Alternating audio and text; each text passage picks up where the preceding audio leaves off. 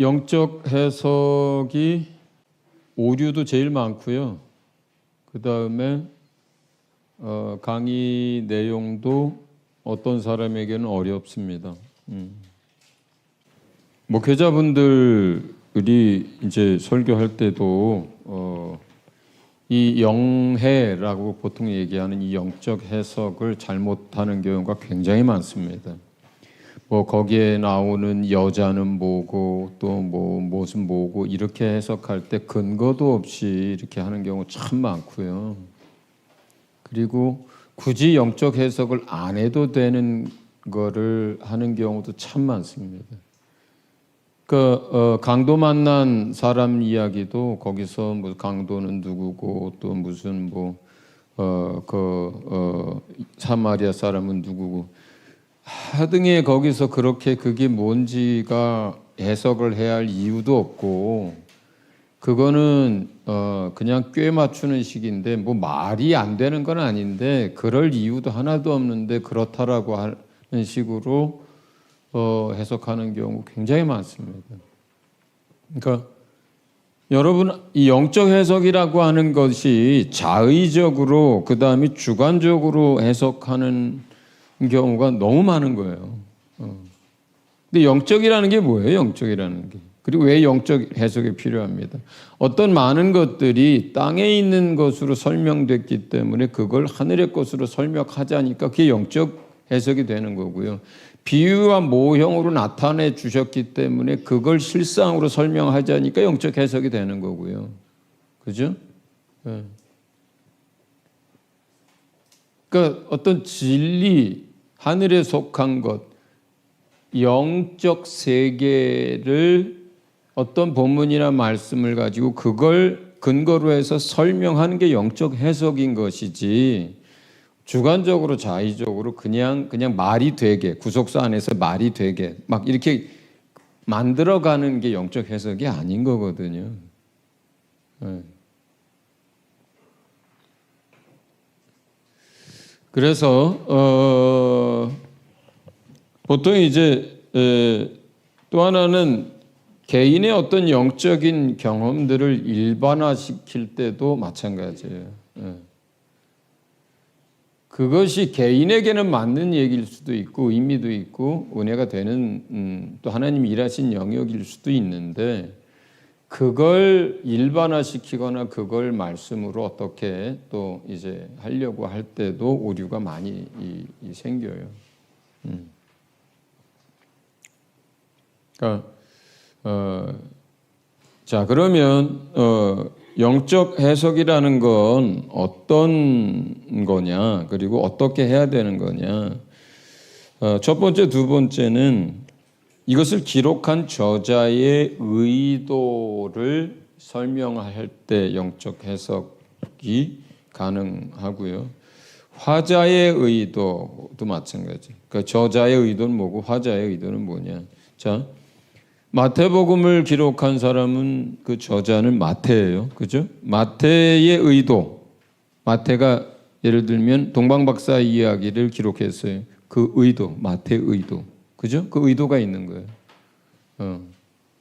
그 세상이 마구간에 오신 영원한 나라의 왕을 아무도 환영하고 영접하고 예물을 드리는 사람이 없는데 하나님께서 그 아들을 위하여 왕으로 이 땅에 오신 그 아들을 위하여 그 왕으로 영접하고 경배하도록 준비한 사람들이 그게 동방박사거든요. 그러니까 거기에는 마태의 의도가 있는 거예요. 그리고 그 이야기는 마태복음에만 기록되어 있어요. 그렇죠? 이게 저자의 의도고 화자의 의도라고 하는 것은 자 요한이 요한복음을 기록했는데 거기에 보면은 요한이 계속 많은 이야기를 쓰는데 거기에 예수께서 이르시되 하고 예수님이 하는 이야기가 있죠. 그게 예수님이 화자가 되는 거예요. 어떤 그 사건에서 어떤 바리새인이 하는 이야기가 있죠. 그럼 그 사람의 의도가 되는 거예요. 요한복음에 기록했을 때 요한의 의도가 있고 또 그 기록 안에 바리새인의 그렇게 얘기한 부자 관리가 얘기한 의도가 있고 예수님이 어떤 이야기를 끌어갈 때 예수님의 의도가 있는 거거든요. 근데 그 의도는 어떤 경우는 드러나 있고 어떤 경우는 숨겨져 있어요. 그래서 그러한 것들을 이제 드러내서 그 행간에 또는 그 내면에 들어 있는 것들을 이제 해석해내는 거, 나타내 주는 거, 이런 게 이제 영적 해석 가운데 이제 들어갈 수 있어요.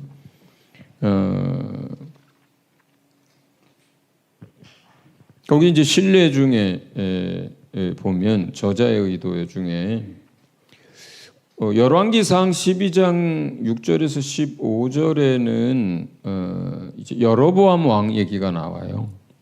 여로보암은 누구냐면 솔로몬의 아들로 대를 이어서 그 왕이 되는 사람이거든요.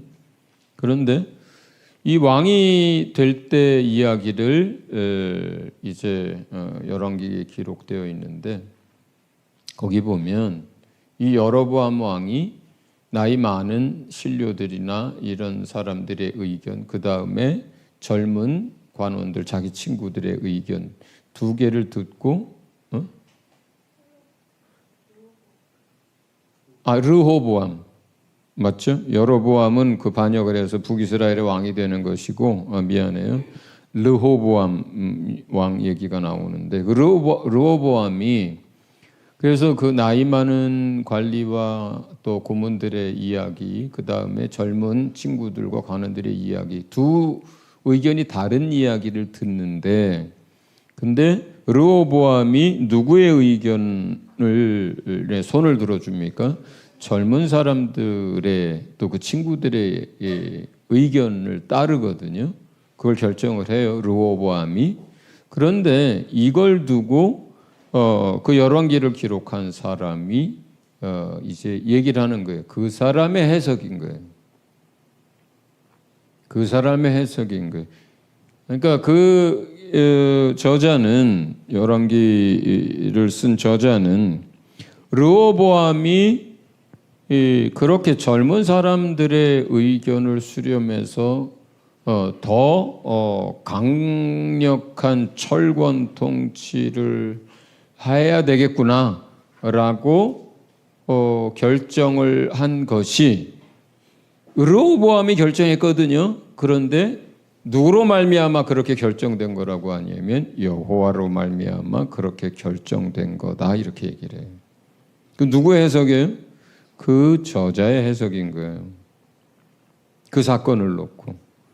왜냐하면 솔로몬이 말년에 하나님 앞에 믿음을 많이 잃어버리고 범죄하고 막 이렇게 되거든요. 우상을 섬기고 그렇게 되면서 그 나라가 나뉘게 될 것을 말씀을 하시는데 그래서 그 여로보암 반역하게 되고 북이스라엘을 만들게 되는 그 여로보암을 택한 것도 하나님이고 그 다음에 르호보암이 상태 파악을 못하고 그 나이 많은 사람들 또 고문들의 신료들의 의견을 들었어야 나라가 안 나뉘거든요.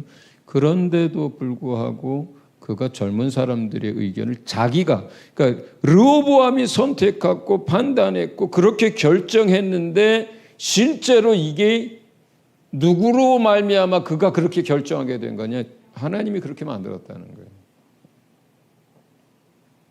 근데 그런 케이스가 여기만 나오는 게 아니라 굉장히 많습니다. 여러분 인생 가운데 어떤 중요한 것들을 결정하고 선택하게 되잖아요.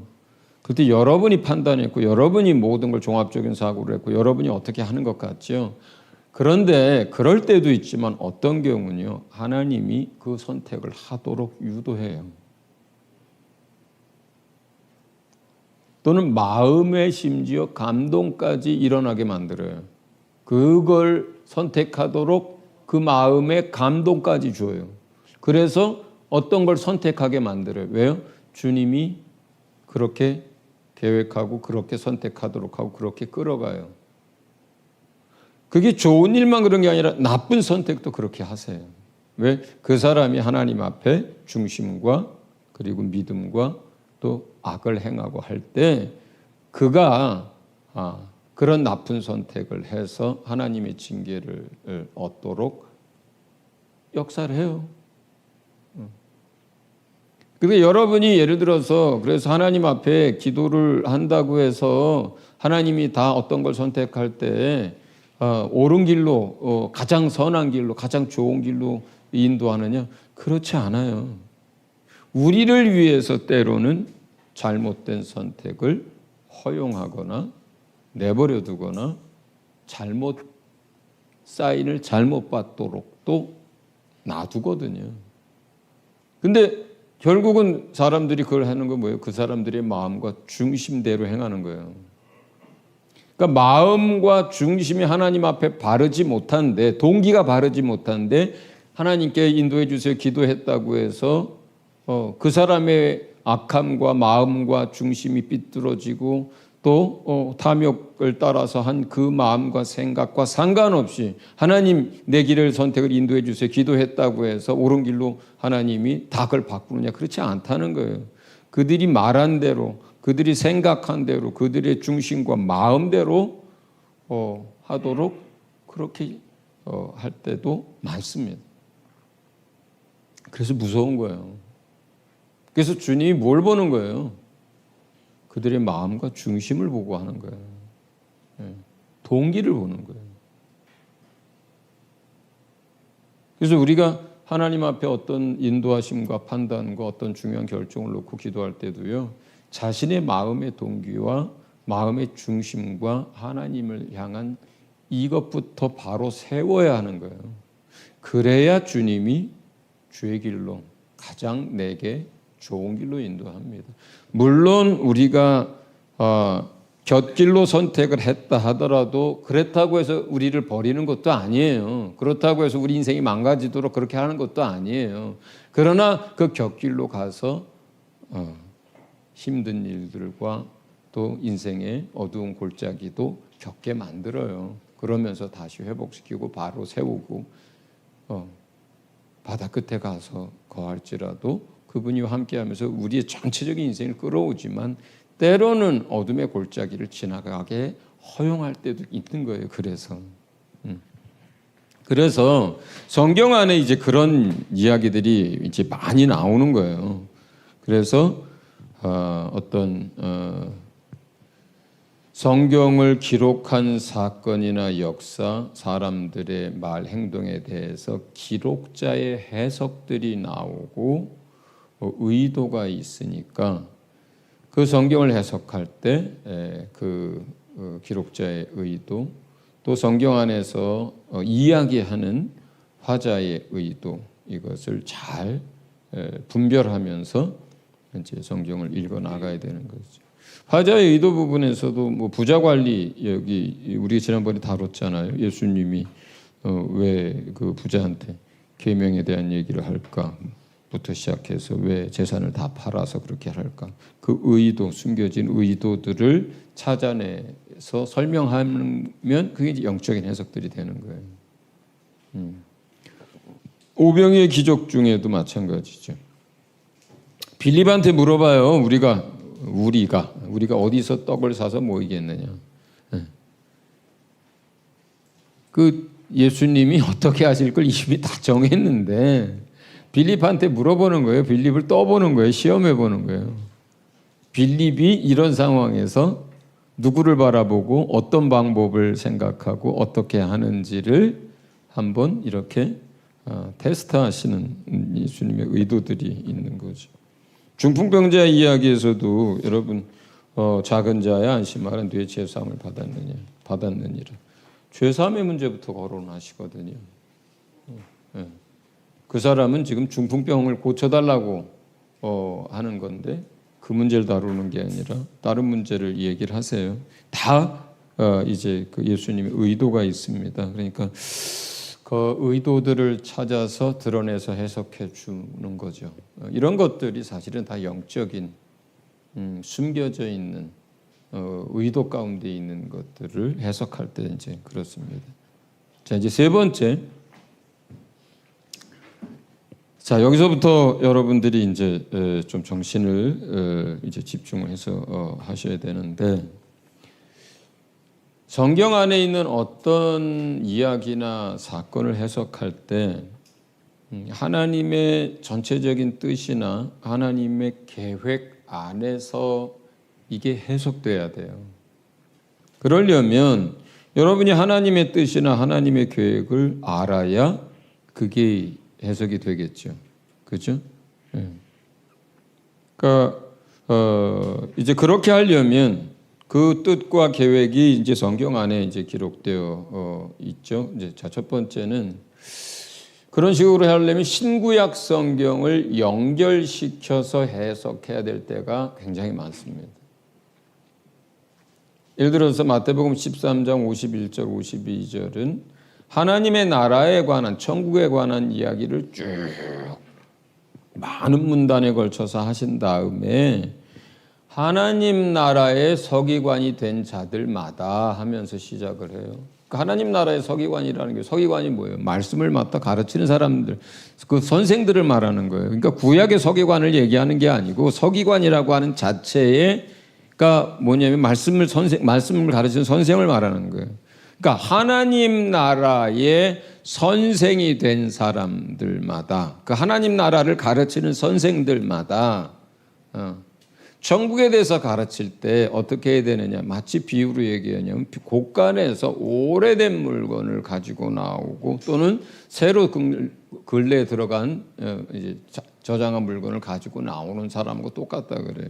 그러니까 하나님 나라에 관한 설명이, 그걸 가르칠 때 이미 구약 성경 안에 많은 것들이 설명되어져 있고, 그 다음에 예수님께서 오셔서 하나님 나라에 대해서 설명한 많은 것들이 있어요. 이 두 가지를 다 꺼내서 설명하고 가르쳐야 한다 이 말이에요. 그러니까 하나님 나라에 관해서 여러분들이 이제 해석하고 설명해 갈 때 구약에도 많거든요. 구약에도 많아요. 그 구약을 구약만 가지고 설명해 가지고는 오해가 많이 일어나요. 구약에 있는 하나님의 나라는요, 그냥 그것만 읽으면요, 이 땅에서 하나님의 나라가 성취되는 것처럼 보이는 게 너무나 많습니다. 이 땅에서. 그 천년왕국처럼 그냥 그게 하나님의 나라로. 근데 우리가 영원한 하나님의 나라가 따로 있잖아요. 천년왕국 후에. 그런데 구약만 읽어보면은요, 그 하나님의 나라가 임했을 때, 마지막 심판이 임하고 그리고 구원이 이루어졌을 때, 그때 표현하는 걸 보면은 제사 이야기도 나오고 또 무슨 땅의 무슨 뭐 이야기도 나오고 뭐 그래요. 그래서 구약의 선지자들이나 그 서기관들이 오해를 많이 했던 거예요. 그리고 그 오해 때문에 예수님이 왔을 때 하나님의 나라가 이 땅에서 이루어진다고 생각했고, 이 땅의 걸로 이해했기 때문에, 왜요? 다윗 시대와 같이 그보다 더 완전한 이스라엘이 이제 회복돼서 이스라엘이 전 세계 제사장 국가로서 세상을 다스리는 나라가 되고 이렇게 될 줄로 생각을 했단 말이에요. 대표적으로 오해한 사람이 유다예요. 그리고 그렇게 오해들을 하고 있었기 때문에 제자들도 서로 다퉜던 거예요. 예수님이 왕권을 쥐고 세상을 평정했을 때에 본인들이 가장 큰 자리에 앉겠다고 거기서 싸웠던 이유가 그들이 하나님 나라에 대한 이해를 그렇게 했기 때문인 거예요. 그게 어디서 나와요? 구약 성경에서 나온 것들을 잘못 해석했기 때문인 거예요. 그래서 구약 성경에서 나오는 하나님의 나라에 관한 많은 것들은 사실은 뭐예요? 천년왕국이라든가 아니면 이 땅에서의 하나님의 뜻이 이루어지는 것에 대한 한 부분을 설명하는 거예요. 영원한 하나님의 나라, 부활, 후회, 이것을 구약 성경은 많이 설명 못해요. 기껏 해봐야 그 나라가 영원하다라든가 이런 식들이에요. 그 왕권이 영원하다라든가. 맞죠? 그 하나님의 나라가 영원하죠. 또 예수께서 통치하는 그 통치가 영원하죠. 그런데 그 통치가 이 땅에서라고 이해를 했던 게 다윗 시대가 뭐 예표인데 하나님 나라에 대한. 근데 그 다윗 시대가 다윗 시대에서 끝나잖아요. 솔로몬에서 끝나잖아요. 그렇죠? 나라가 깨지잖아요. 그리고 불과 몇백 년 지나가지고 나라가 망하잖아요. 그런데 그렇게 망하는 게 아니라 이스라엘이 영원토록 이 땅에서 망하지 않는 나라로 다스릴 거라고 생각을 했어요. 근데 실제로 그렇게 오해할 만한 마지막 시대와 하나님의 나라와 하나님의 심판과 구원에 대한 이야기들이 충분히 그렇게 오해할 만큼, 그렇게 이해할 만큼 표현되어 있는 거예요, 선지서들은. 근데 하나님의 나라를 설명할 땐 그것도 필요한 거예요. 거기 어떤 부분도 구약에서 이미 설명한 것들. 그리고 예수님이 오셔가지고 하나님의 나라는 이와 같으니 이와 같으니 이와 같으니 이와 같으니 이와 같으니 쭉 설명하는 이거는 거기서 새 것에 관한 것들을.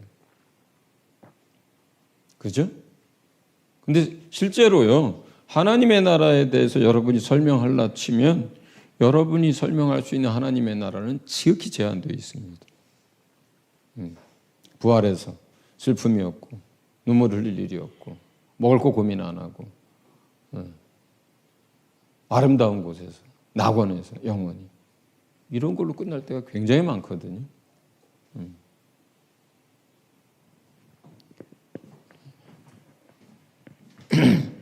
우리 은서가 좋으니까 내가 힘이 안 나네.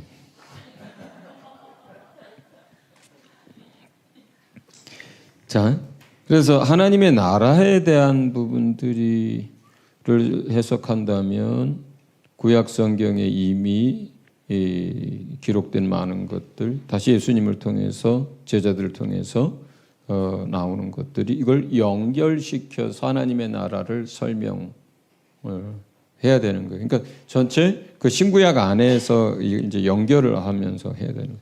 또 세상 끝에 대한 거, 열방에 대한 심판, 선택된 백성의 구원, 이것도 마찬가지예요. 선지서에도 기록되어 있을 뿐만 아니라 계시록에도 기록이 되어 있고, 그 다음에 모세 율법과 제사, 그 다음에 예수 그리스도와 진리에 대한 것. 히브리서 같은 게 대표적인 거죠. 히브리서를 해석할 때 그래서 구약에 있는 것들을 명확하게 이해를 해야 신약에 있는 것들과 연결이 되거든요. 그 사역자들한테 특히 이제 뭐 많은 분들이 그래요, 사실은. 그리고 저 선교지에 있는 선교사님들의 사역자들이나 목사님들한테 뭐가 제일 어렵냐, 뭘 가르쳐 주면 좋겠냐 이렇게 물어보면요, 10 중에 7명은 히브리서 가르쳐 달라 그래요. 그 얘기 뭐야? 히브리서가 정확하게 해석이 잘 안 된다는 뜻이에요. 그들에게 어렵다는 뜻이에요. 근데 그렇게 쉬운 게 없거든요, 사실은 히브리서처럼. 그러니까 율법과 제사제도가 무언지를, 그게 어떤 의미인지를 알면 그 다음에 예수 그리스도 이렇게 연결하고 설명하는 것이 너무너무 간단한 내용을 담고 있어요. 히브리서는 정말 쉬운 거예요, 그게. 근데 그 얘기는 그게 어렵고 해석이 잘 안 된다는 이유는 뭐예요? 율법과 제사가 갖는 의미를 이해를 못한다는 뜻이에요. 예수를 모른다는 뜻이 아니라. 그러니까 히브리서를 이제 해석할 때 구약에 있는 이제 율법과 제사 이런 것들과 예수 그리스도와 진리를 연결하려면 그 신구약을 연결시켜 줘야 되는 거죠. 그 히브리서 안에서도 이렇게 설명해요. 모세는 장차 될 일들을 미리 보여준 거라고 설명을 해요, 히브리서 자체가. 그리고요, 저는 좀 속상한 게 뭐냐면요, 요즘도 무슨 성막 강의하고 뭐 막 이런 거 많이들 하거든요. 심지어 뭐 돈까지 받고 막 이렇게 하고도 막 그래요. 근데 히브리서에 뭐라 그래요? 몇 가지 얘기에다가 이런 거 더 많이 설명할 필요도 없거니와 이렇게 얘기하거든요. 예표예요. 장차 일어날 일들에 대한 것들이에요. 이미 이루어진 거거든요. 모형일 뿐이에요.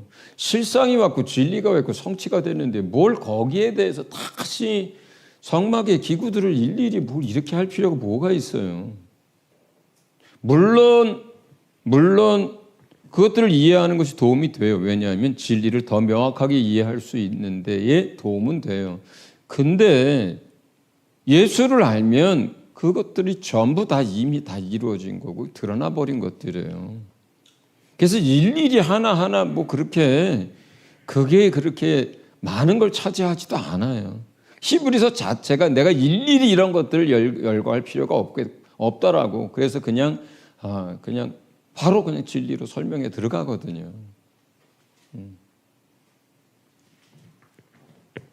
그렇습니다. 그래서 그렇고 그 다음에 광야의 이스라엘 백성과 하나님의 나라의 백성도 이거 연결되어 있는 거예요. 연결시켜야 하는 거예요. 그래서 이런 모든 것들을 보면 그러니까 신구약 성경을 연결해서 해석해 주는 게 영적 해석인 거예요. 제 영적 해석이라는 게 뭐예요? 땅에 있는 걸 가지고 하늘에 있는 걸 설명하는 거라 그랬잖아요. 보이는 걸 가지고 보이지 않는 걸 설명하면 그게 영적인 거예요. 물질 세계에 있는 걸 가지고 영의 세계의 것들을 설명하면 이게 영적인 해석이라는 거예요. 어떤 자의적 주관적 해석을 말하는 게 아니고. 그러니까 구약 시대에 땅에 있는 걸로 설명을 하고 있잖아요. 그렇죠? 물질 세계로 설명하고 있잖아요. 보이는 걸 가지고 설명하고 있잖아요. 성막에 있는 모든 거 다 보이는 거잖아요. 광야 생활 다 보이는 거잖아요. 역사 속에 있었던 거잖아요. 그죠? 그 역사를 가지고 그리고 거기에 있는 모든 제사법이나 섬기는 예법을 가지고 자, 이런 걸 이게 땅에 있는 것들인데 그 다음에 신약 성경 안에 실제로 영적인 것들이 나와 있잖아요. 그리고 예수님 자신도 그 땅에 있는 것들을 비유를 가지고 영의 세계들을 설명하고 있잖아요. 그러니까 영해라고 하는 것이 밑도 끝도 없이 그냥 본인 생각에 막 이렇게 하는 게 아닌 거예요.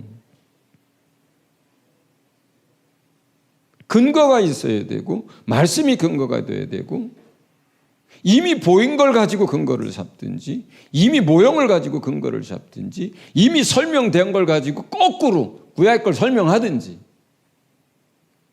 예수 그리스도를 통해서 다 이루어진 걸 가지고 구약에 있는 것들을 모형을 설명해 주든지 거기 있는 걸 가지고 진리를 더 깊게 설명을 하든지 이게 영적 해석인 거예요. 그것이. 자, 그 다음에 하나님의 뜻과 계획 안에서 어떤 걸 해석한다라고 할 때 두 번째는 신구약의 연결뿐만 아니라 두 번째 뭐냐면 구속사 관점에서 모든 걸 해석하는 부분들, 모든 건 아니지만 구속사 관점에서 해석하는 거예요. 구속사라는 게 뭐예요? 인간의 타락 그리고 예수 그리스도의 고난과 죽음 그리고 인류의 구원, 하나님의 나라. 이게 구속사라고 하는 거예요. 전체 여러분이 이제 제가 저 뒤에 가서도 얘기를 하는데요. 성경은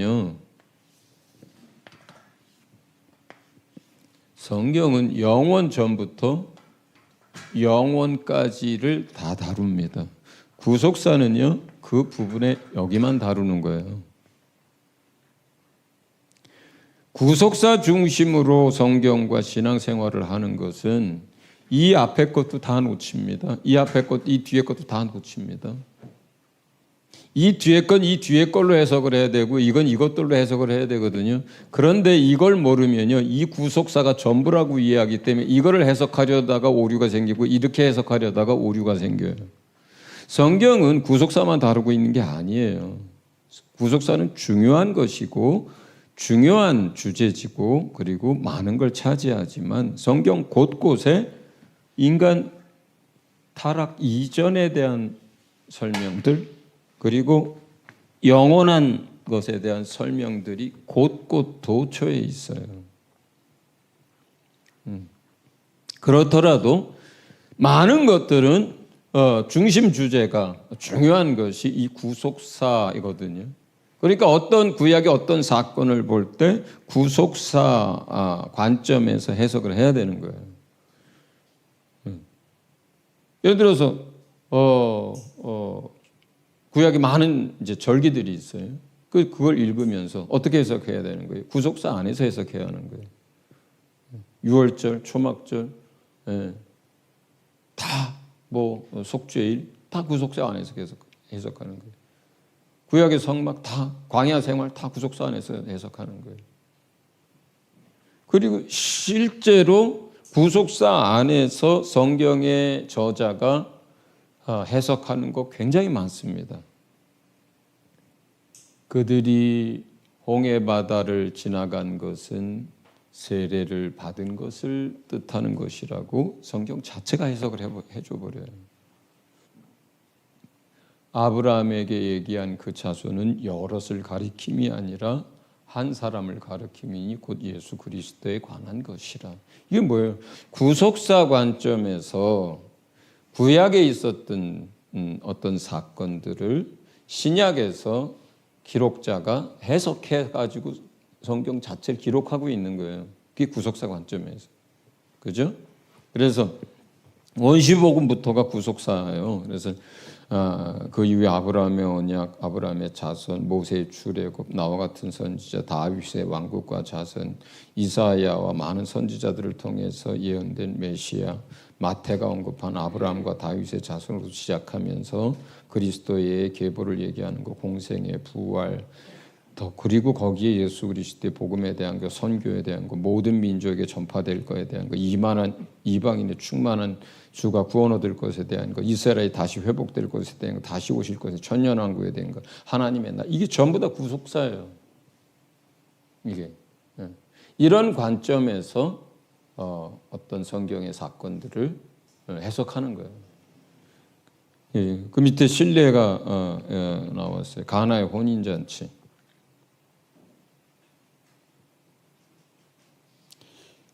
요한복음 2장 3절 4절에 보면 이제 예수님이 금식 끝나시고 요단강으로 왔다가 예루살렘에서 이제 병든 자를 고치고 좀 하시는 일을 하다가 처음으로 이제 어디로 가냐면 가나로 가요.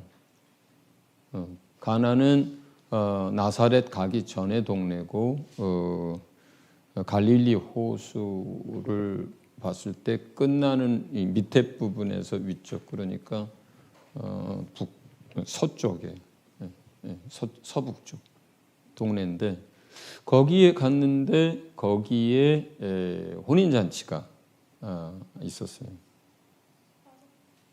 네?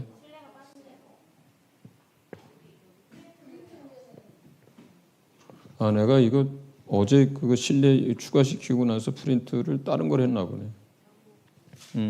실례 1 가나의 혼인잔치 중에, 그럼 밑에 것도 다 빠졌겠다. 요한복음 2장 3절 4절 거기에 이렇게 되어 있습니다. 예수께서 이르시되 여자여 나와 무슨 상관이 있나이까 내 때가 아직 이르지 아니하였나이다. 이렇게. 거기서 여자는 누구예요? 엄마예요. 마리아. 왜냐하면 마리아가 혼인잔치 중에 포도주가 떨어졌어요. 근데 그걸 예수님에게 얘기하는 거예요. 제자들에게, 제자들 통해서도 그렇고. 그 예수님에게, 그래서 예수님 뭐 어쩌라는 얘기예요. 그 예수님 혼인잔치도 아닌데. 근데 마리아가 예수님에게 제자를 통해서 그렇게 얘기를 하니까, 마리아가 얘기를 하니까 예수님이 됐던 어머니가 아니라 이미 공생애로 들어가신 상태거든요. 그러니까 여자여 이렇게 부릅니다. 물론 부인 같은 의미예요. 거기서 여자라고 하는 것은. 그게 나하고 무슨 상관입니까? 이렇게 얘기해요. 그 다음에 내 때가 아직 이르지 않았다 그래요.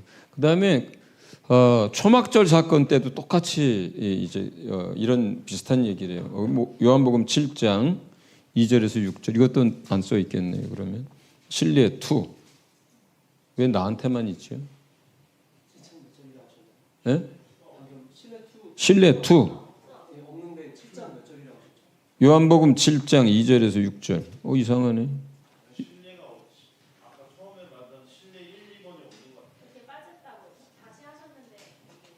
근데 이건 뭐예요, 그럼? 내가 가지고 있는 거는 집에서 출력해 가지고 온 건가 보네, 그럼.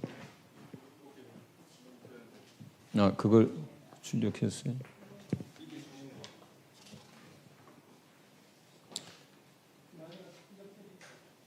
그러네요. 여기 실내가 다 빠졌네요. 네? 1, 2, 3이 또 달라요.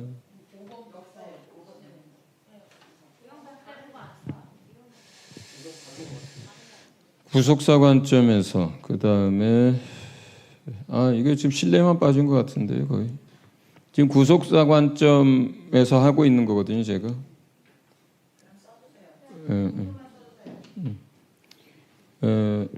자, 구속사 관점에서 해석하는 것에 대한 신뢰예요.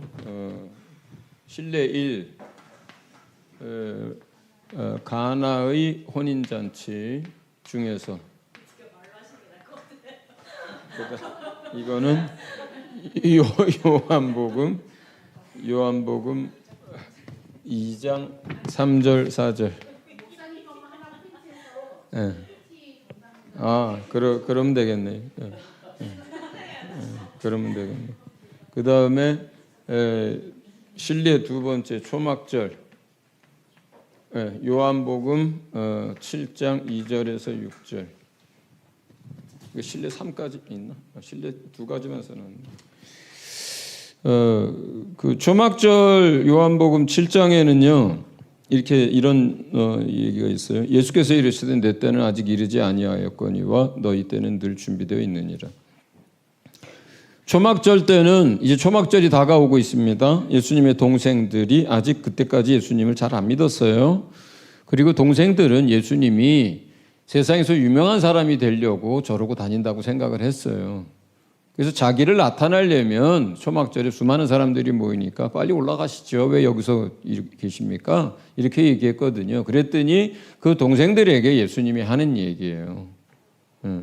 내 때가 아직 이르지 아니했다. 그런데 너희 때는 늘 준비되어 있다. 가나의 혼인잔치에서 내 때, 그리고 여기서 초막절에서 내 때, 둘 다 아니라 그래. 안 됐다, 안 이루어졌다 그래. 그렇게 얘기를 해요. 그래 놓고 나서 가나의 혼인잔치에서는 그러면은 그냥 신경 끄시면 되잖아. 그런데 물로 포도주를 만들어서 또 그걸 하셔. 또 초막절에 2, 3일 지나서 또 올라가. 그리고 지금 요한복음도 그렇고 여기서 지금 뭐라 그래? 요한은 그걸 다 기록하고 있어. 그러면 여러분이 가나의 혼인잔치를 보면서 사실은 많은 사람들은 물로 포도주를 만들었다는 기적에 초점을 맞출 수도 있지만 그러나 예수님은 거기서 이미 중요한 이야기를 하고 계셔요. 그리고 요한은 그걸 놓치지 않고 적고 있어요. 초막절도 마찬가지예요. 예수님이 뭔가 얘기하신 거예요. 의미가 있어서. 그리고 그 의미가 있어서 안 올라간 거예요. 처음부터. 그리고 자기의 때에 관한 이야기를 해요. 그리고 요한은 또 그걸 캐치했어. 자, 그러면 가나의 혼인잔치를 잔치입니다. 잔치. 자, 그러면 예수님이 무슨 얘기를 하신 걸까? 여러분 그냥 넘어가면 안 되잖아요. 그죠? 요한이 괜히 기록한 게 아니고 예수님도 괜히 한 얘기가 아니에요. 뭔가 말씀하시고자 하는 의도와 뭐가 있는 거예요. 내용이 거기에. 초막절 때도 마찬가지예요. 근데 그냥 지나가는 거죠. 뭘 얘기하신 걸까요? 이게 누구 혼인잔치예요? 예수님 혼인잔치예요? 아니잖아요. 그럼 그때는 뭐예요? 자기 자신의 혼인에 관한 얘기를 하는 거예요. 지금 이제 공생의 초기거든요. 왜냐하면 포도주는 누가 준비하는 거예요? 신랑이 준비하는 거예요. 내 잔칫날도 아닌데 왜 나보고 포도주 준비하라냐 이 말인 거예요. 그러면 거기서 주님의 혼인을 위해서는 이제 언제 이제 그 혼인과 관련된 것들이 이루어져요. 첫 번째는 뭐예요? 정혼식을 하시잖아요. 공생의 마지막 날 만찬 때, 그렇죠? 이제 뭐예요? 공생이 시작하는 단계인데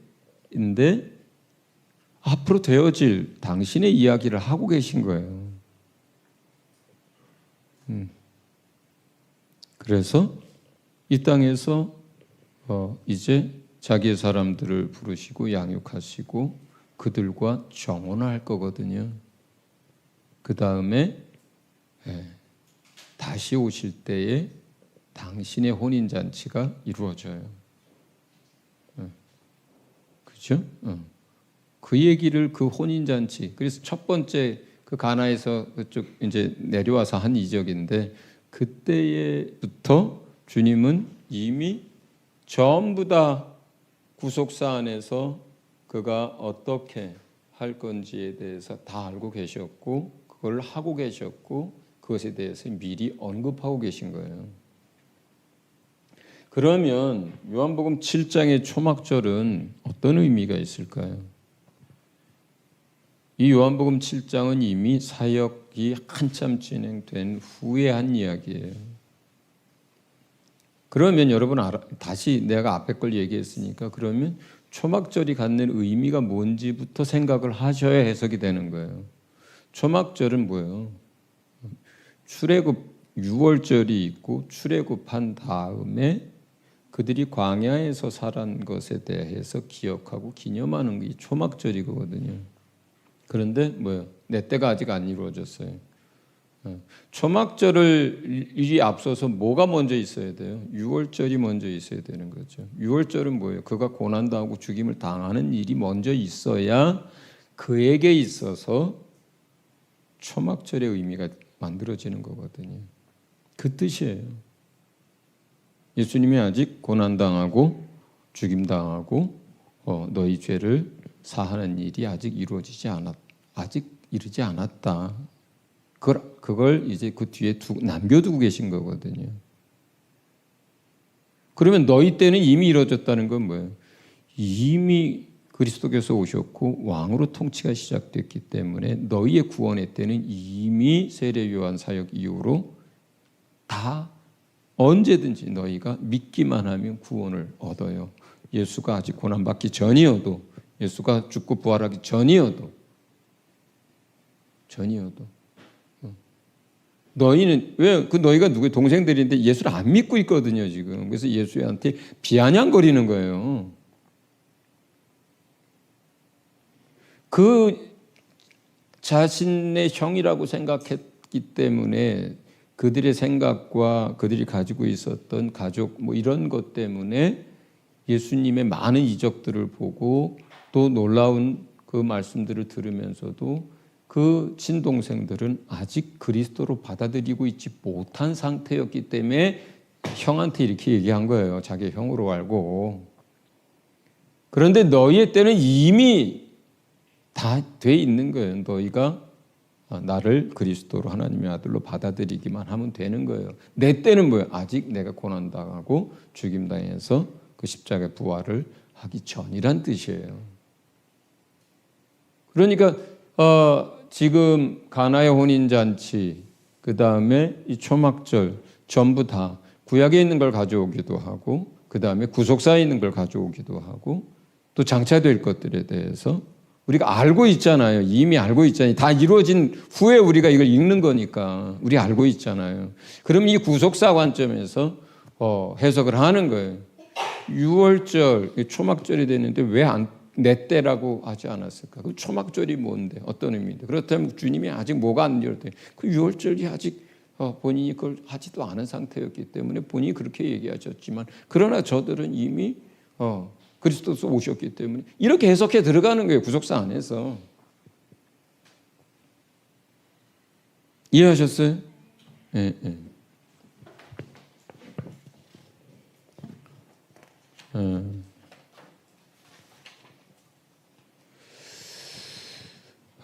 자, 강의 여기까지만 하고 오전 강의 마쳐야 되겠습니다. 자, 오전 강의 마칩니다.